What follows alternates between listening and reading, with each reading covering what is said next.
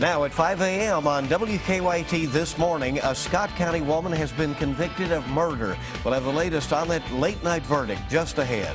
Also in Scott County, police are now re-examining a murder scene after a body was found this past weekend. And a memorial for her husband was supposed to be shared by the community. But after it disappeared, community members are now trying to help her get it back.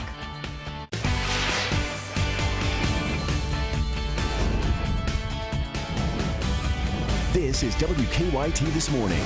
Good morning, welcome in. It is Friday, and that's the great news this morning. Doesn't that sound good? And Yeah. it is January 29th. Rebecca Smith and That's Bill my Bryant name. with the latest news. And don't forget it, Bill. You got it. I'll be upset with you Couldn't if you forget forget. to. Well, we couldn't forget what a good weekend we were looking at weather-wise as well, and then the strangeness of next week will come along. Let's check in with Micah in our First Alert Weather Center. Yeah, I think today, this morning, about 8 a.m., that's when things really sort of calm on down. I will say we still have a few more snow showers to go for the north, northeast, and back toward the eastern zones. That's probably your best bet. But the damage is already done in terms of if you've already picked up accumulation, that's basically all you're going to be left with. I would say east and southeast, you may have a coating on the ground, and that's it. But still, that could cause some issues. Temperatures there in the 30s will fall to around 32 degrees by the time the sun does rise. By the afternoon, it's 35. Those morning flurries, they'll get on out of the way. This is the coldest day in your forecast until you get off toward next weekend. I mean, it's really a long ways away. We get a big warm up. I'll talk about that for your weekend coming up. Okay, we'll see you in a minute. Thank you. Yeah, a Scott County woman has now been convicted of killing her boyfriend. Police say that Melinda Turner stabbed 26-year-old Maxwell Pomeroy Jr. in their Georgetown home back in 2010. After hours of deliberation, a Scott County jury has found Turner guilty of murder. WKYT's Mark Barber is joining us now from Georgetown with more on that case. Mark? Good morning, Bill. And that guilty verdict came in about 5.5 years after her boyfriend was murdered. Now, this morning, we are still waiting to see just how long she will spend behind bars. Now, we've learned that it could be anywhere between 20 years to up to a life sentence. According to our news partners at the Herald Leader, the jury took about 6 hours to return the guilty verdict. Turner was on trial for the 2010 death of Max Pomeroy Jr. Her 26-year-old boyfriend was stabbed to death in the Georgetown house where he lived with Turner. According to the Herald Leader, Turner told officers that several intruders forced their way inside the house and stabbed Pomeroy before they took off through a back door. The Herald Leader goes on to say that Turner became a prime suspect in the case after the coroner said Pomeroy had been dead longer than Turner told police he had been. As for Turner's defense, we're told that her attorneys argued that police found and charged the wrong person with his murder, citing the lack of forensic evidence, as well as the fact that investigators did not find the murder weapon. That's the latest here in Georgetown. I'm Mark Barber, WKYT. All right, thank you so much, Mark. We have some new information this morning about a murder investigation out of Scott County. Detectives were back out at the crime scene on Tips Lane last night. The Scott County Sheriff says they were using special equipment to get another look at the scene. Police have not made any arrests in the case. Investigators say witnesses saw two men attack and shoot 24-year-old Jeremiah Washington Saturday night. Washington was from Memphis. Police are not sure why he was in Scott County. One of Tennessee's top 10 most wanted fugitives is in custody this morning after being caught in southern Kentucky. The Laurel County Sheriff's Office arrested 51-year-old Rick Brock last night. They say a tip led them to Brock's brother's home in London. Deputies say they found Brock hiding in the home behind a refrigerator. Once at the sheriff's office, deputies say Brock then assaulted one of them and tried to escape. Police say Brock was wanted in Claiborne County, Tennessee on child rape charges. Winchester police are now wanting to question two people who may have been involved in a robbery. Police say they are looking for information about the two people seen in this photo. The robbery happened at the Winchester Walmart. So far, police have not released any details about that robbery. A Central Kentucky high school teacher is under investigation this morning after police say he may have had inappropriate communications with a student. The teacher works at Mercer County High School. The Mercer County Sheriff's Office says the parents of a female student made the report to them. They have seized some electronics as part of the investigation. Deputies have not released the teacher's name, but so far he has not been charged. A grand jury will take a look at the case. Police say the teacher has been told to stay away from the school. School officials would not comment on the investigation. Well, a Lexington woman is still hoping that someone returns a very important memorial she made for her late husband. Nicole Breezial made the little free library with her husband's books and bumper stickers, very sentimental thing following his death. Very meaningful, certainly, to her. The small memorial box was meant to be a community library for all to enjoy, but while it was placed outside of her home, it disappeared this week. WKYT's Michelle Chamberlain is joining us with more on how some are trying to help her get it back. Michelle?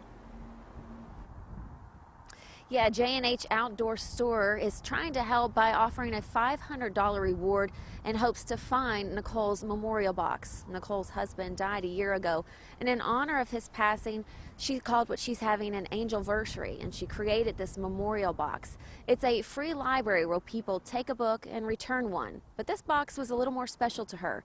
It was covered in stickers that represented her husband's life, and one of those stickers was a J&H sticker. So when J&H saw that their sticker was on the box, they wanted to chip in and offer this $500 reward in hopes that someone returns the box. Now, Nicole put that box on a chair outside of her house near the sidewalk, and within 24 hours, the box was gone. So hopefully it's just an honest mistake and someone returns this box. And if you know anything about it, just please contact us.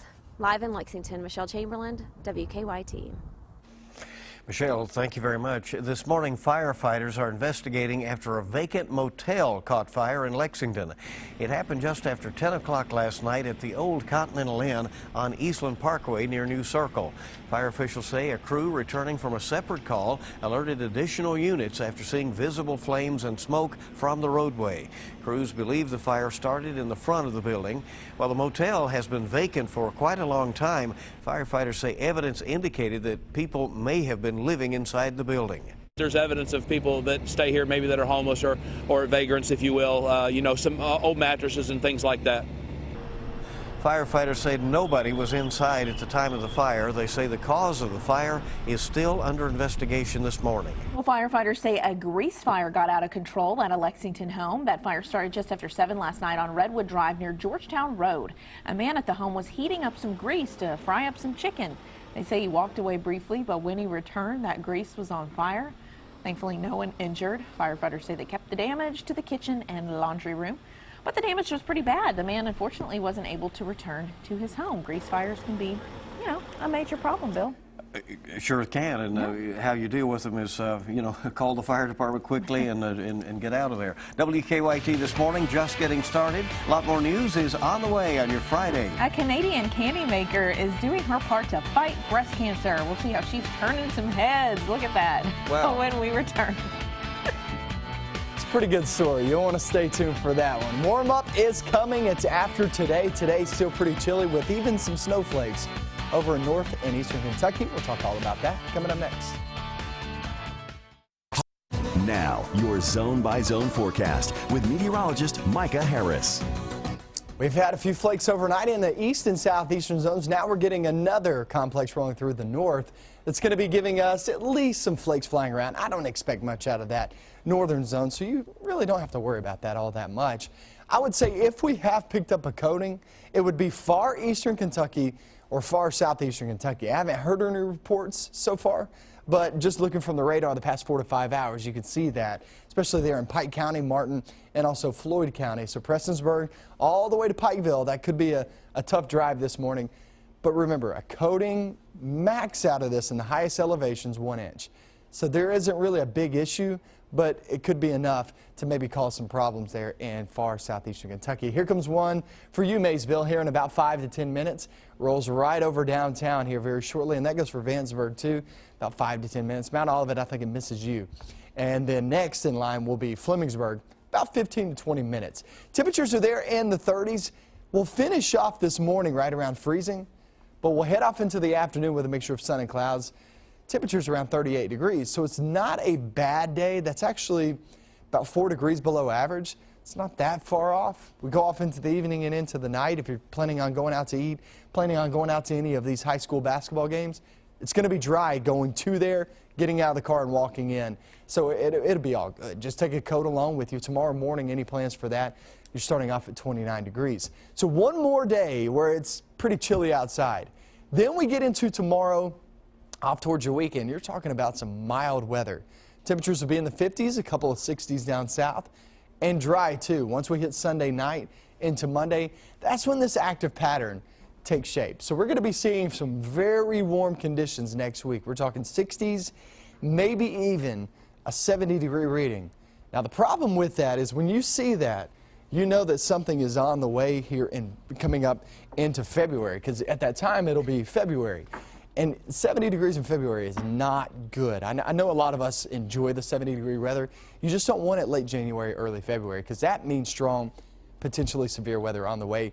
That's the day to watch after we pass, let's see, Monday, really, because it's just not an active forecast until we hit next week. So Tuesday's the day to watch. We already put the red bar on there to let you know that we're going to be watching that very closely. After that, you're talking 37 Wednesday, 24 on Thursday. So some big time temperature swings on the way. You know, I know that it's bad because of the severe storm threat. Obviously, that's serious. Right. But it will be a little bit nice to kind of, wear some nicer 70 clothes. Just right. some Oh, yeah. lighter. Right. That's true. A 70-degree day, right? Yeah. It'd be pretty nice. You're right. Micah, thank you. Valentine's Day right around the corner. If you're looking for a truly unique idea, one Canadian chocolate maker has a suggestion. Chocolate breasts, apparently. Apparently. Yeah. Chocolate breasts. Chocolate maker Nancy Sampson is making these chocolate breasts. They're decorated with 24-karat gold. She says the point isn't just to turn heads, okay? There's a very good cause behind it. Yeah. $2 from each sale will go to breast cancer research. Sampson says she's been touched by the stories she's heard from customers affected by the disease, and this is her way of helping the medical world out and helping them find a cure. So if we can get past our grade school antics, you know, laughing about chocolate breasts. Yeah. Don't they look tasty? You tried to get me with the way that story was written, but I kind of bobbed around it a little bit you there, know, didn't I? Okay. It's just, all right. it's cool. I like that idea. Attention getting. Anyway, 5:15 on WKYT this morning. We have a look at your money. One electronics store is making a comeback in a big way, plus the measures advertisers are taking for this year's Super Bowl. I'm Hannah Daniels in New York. I'll have those stories and much more coming up in your CBS Money Watch report.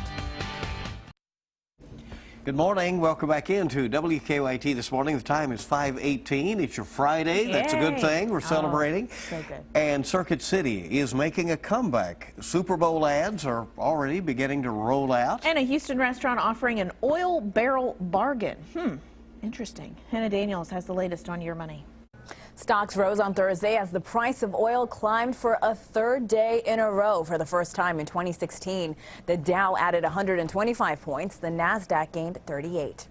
Remember Circuit City? The electronics store might be making a comeback. New owners have bought the brand, domain name, and trademark and are planning to debut the first store in Dallas, Texas this June. Along with electronics, the new store will also sell drones and 3D printers. Owners hope to have 50 to 100 corporate-owned stores by 2017. Circuit City filed for bankruptcy protection in 2008. The Super Bowl is more than a week away, and this year advertisers are bringing out celebrities in full force to drive up the buzz for their brands. First-time advertiser Amazon has hired Alec Baldwin, while Kevin Hart and Ryan Reynolds will be promoting Hyundai. Ads will cost as much as an estimated $5 million for a 30-second spot, up from $4.4 million compared to last year. The big game will broadcast here on CBS. One Houston, Texas restaurant is offering an oil barrel bargain to reflect the cost of crude. Wheezy's is offering 3 courses every Wednesday night at the lowest going rate for a barrel of oil that week. A recent $27 menu featured a super salad, prime rib or snapper, and pie for dessert. And that's your CBS Money Watch report. For more, log on to cbsmoneywatch.com. In New York, I'm Hannah Daniels.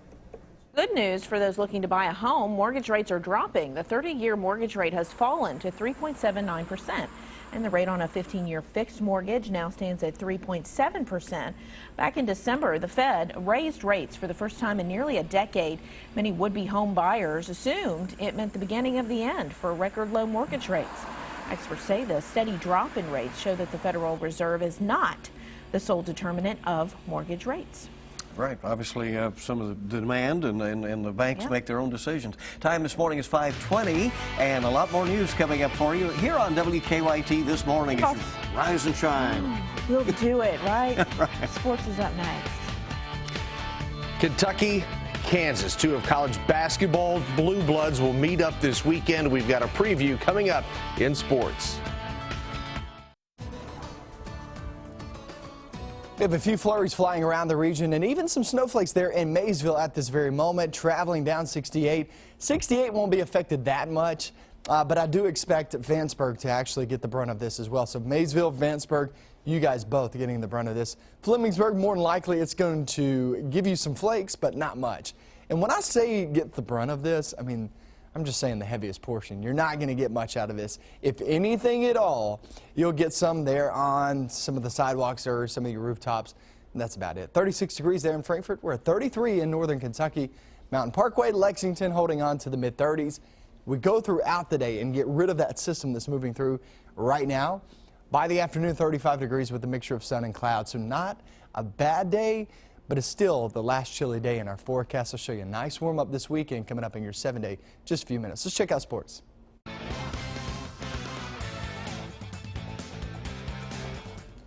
Fourth-ranked Kansas is next up for John Calipari's team. The Cats have won the last 3 meetings over the Jayhawks, including the 2012 NCAA National Championship game. Kentucky has not won in Lawrence since 1985, and the Jayhawks have a 34-game home winning streak on the line.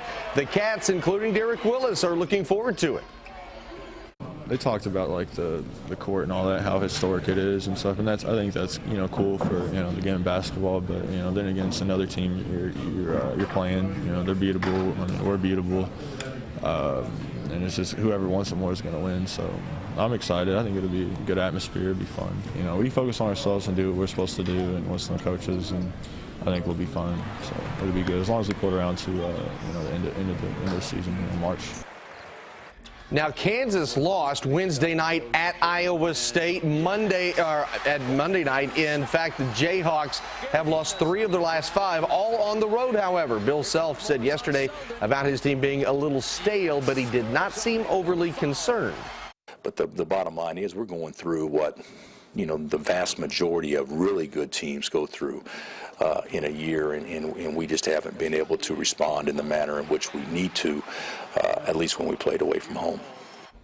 So it's UK and KU. Kansas, the Jayhawks ranked 4th in the country. It's part of the SEC Big 12 Challenge.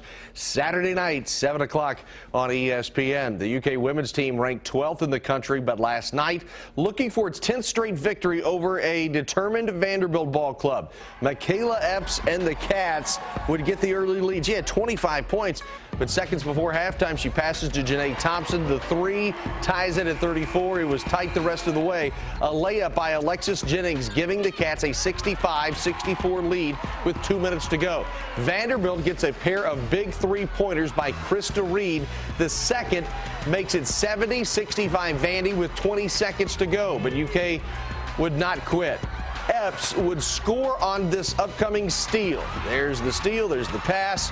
The Cats down 2, and they get a chance to tie it on the final play. Janae Thompson, baseline, shot is blocked. And Vandy holds on. Final score, 71-69. A huge effort by Epps, but it goes for naught. That is a look at sports. It's finally Friday. Enjoy your day and enjoy your weekend.